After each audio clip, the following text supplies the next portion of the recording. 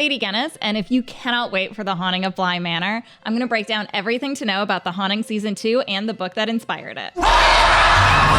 The first season of Mike Flanagan's horror anthology series was inspired by Shirley Jackson's book, The Haunting of Hill House, but season 2 will take on Henry James's novella, The Turn of the Screw. This gothic ghost story was first published in 1898, but it really is timeless. That's why it's been adapted several times over the decades, including the 1961 movie The Innocents, the 2020 flop The Turning, and the Nicole Kidman hit The Others, which isn't a direct adaptation of Turn of the Screw, but definitely has the energy that I'm really hoping Flanagan brings to Haunting of Bly Manor. Is this a gift? While The Haunting Season 1 had very little in common with the plot of the Hill House book, looking at the events of The Turn of the Screw can give us some insight into what we might be able to expect with The Haunting Season 2. So if for some reason you are spoiler shy about a book that was literally published centuries ago, skip ahead because here is everything that happens in The Turn of the Screw. The book follows an unnamed governess who gets hired by a charming bachelor to take care of his niece and nephew after the deaths of their parents. Despite her fear of loneliness, the governess does go to Bly and is immediately charmed by the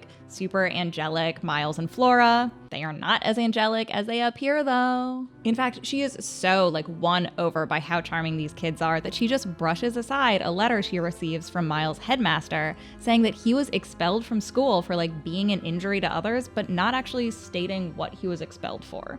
And as if that wasn't all ominous enough, then some ghosts start showing up and things get real spooky. Not long after settling into Bly, the governess begins to see a strange man and woman wandering around the estate. After speaking with the housekeeper, Mrs. Gross, the governess learns that her predecessor, Miss Jessel, and a former valet, Peter Quint, both died under mysterious circumstances, and when they were alive, Jessel and Quint were also involved in a scandalous sexual relationship and had a questionably close relationship with both children. The governess becomes convinced that Jessel and Quint are after Flora and Miles, and that the kids are actually in contact and aware of the ghost, but keeping this a secret from her. The governess eventually does come to her senses and writes a letter to the uncle, but he never receives it because Miles steals the letter and destroys it. The next day, the governess realizes that Flora has gone missing, and so she and Mrs. Gross decide to track her down and find Flora by the lake, where the governess also sees the ghost of Miss Jessel. However, Flora and Mrs. Gross both claim not to see the ghost. So is Flora lying? Is the governess mad? Do the ghosts even exist? We have no idea at this point. But we do know is that after this, Flora totally turns on the governess, calls her real cruel names, and is I never want to see you again. Get away from me. And the governess has a full-blown breakdown. The next morning, Mrs. Gross tells the governess that Flora is sick, and they decide that Mrs. Gross and Flora will go to the uncle in London. The governess says that she'll stay back at Bly and try and save Miles' soul, declaring that if he confesses everything, he will be redeemed. I don't know what gives her the right to hold his redemption in her hands, but whatever. That night after dinner, the governess talks to Miles and he does admit to stealing and destroying the letter. But before their conversation can go any further, the governess sees Quint watching them through the window. Governess totally freaks out and tries to stop Miles from seeing Quint and clutches him to her, only to discover that Miles is dead in her arms. So does that mean that Quint killed Miles, or did the governess accidentally smother him to death, or was he just so scared he had a heart attack? We will never know the answer to that because that's just where the book ends. And that isn't even the only big question left unanswered either. Even by the end of the book, it's really unclear whether the ghosts existed or if they were all in the governess's head. There is never any proof that anyone besides the governess ever saw Jessel or Quint. And even Flora and Miles' behavior could either be read as very threatening or just kids kind of goofing around and being weird like children are. That was my favorite fish. The ambiguity in The Turn of the Screw is probably the biggest thing it actually has in common with The Haunting of Hill House, which played with the question of whether or not the ghosts were real or just all in the head of Eleanor or in the show Nell. Of course, in Flanagan's take on Hill House, the ghosts were definitely real, so it'll be interesting to see if he does something similar with Bly Manor and gives us an answer either way. While The Haunting of Bly Manor won't be a super close adaptation of The Turn of the Screw, we do know that the basic premise will be the same. Specifically, there will be a governess, 2 kids, some ghosts, and a creepy country estate.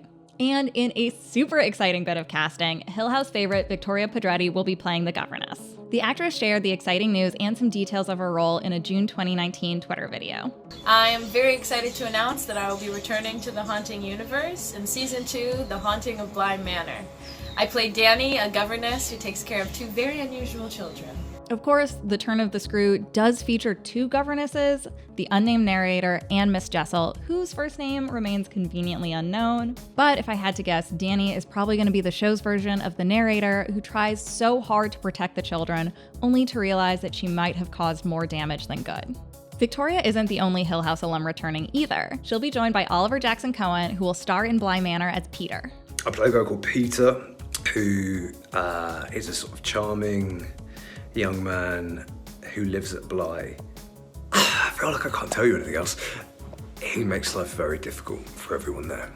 Victoria, I'm coming to find you. While Flanagan did take names from the Hill House book and apply them to very different characters, as was the case with Luke and Theo, I do think it's fair to guess that Oliver will play the show's version of Peter Quint, especially since he teased that his character will cause trouble for everyone else at Bly Manor. Oliver and Victoria will also be joined by other Hill House alums, Kate Siegel, Henry Thomas, and Catherine Parker. There are rumors that Carla Gugino will also appear, which I really hope are true. And new to the Haunting cast will be iZombie star Rahul Kohli, who will play a small-town man who returns to the area to take care of his ailing mother.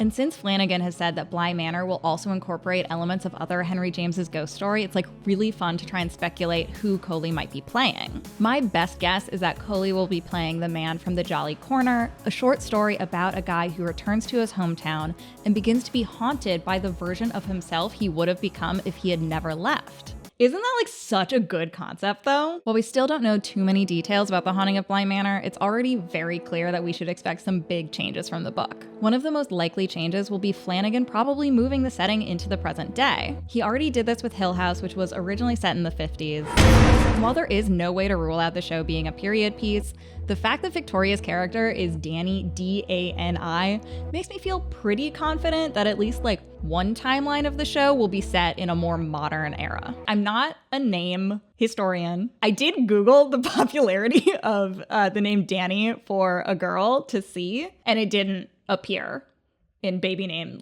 charts until much later. However, Rahul Kohli's mustache does make me wonder if that's just a 2020 hipster style, or if he is playing a character that is more old-timey period, when those mustaches were not ironically cool.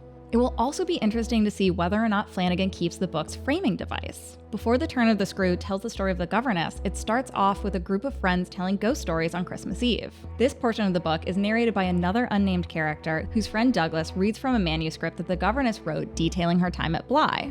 If Flanagan does choose to incorporate Douglas and this Christmas Eve gathering, I can't imagine that he would just leave it as a framing device though. Most likely, Flanagan would build out the events featuring Douglas and the unnamed narrator into a sinister story in its own right.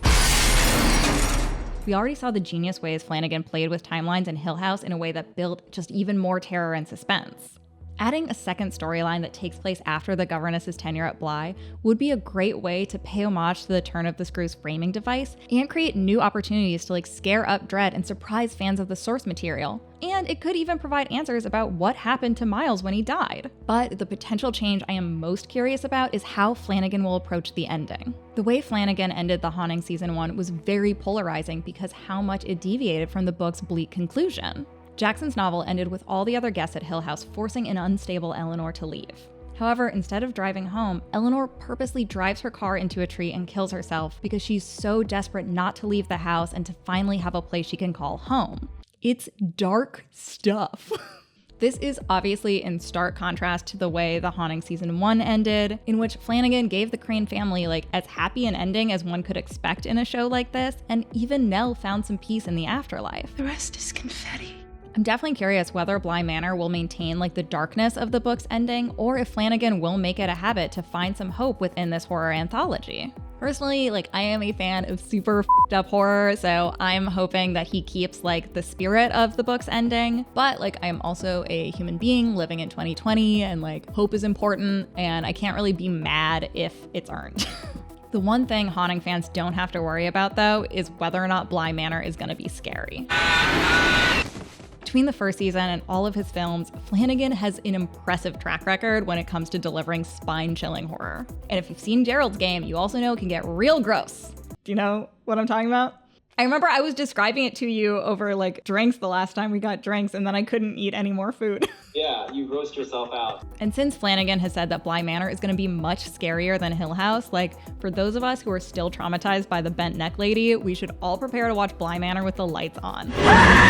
Let us know what you're most excited to see in The Haunting of Bly Manor in the comments below, and please check out more of our What the F videos.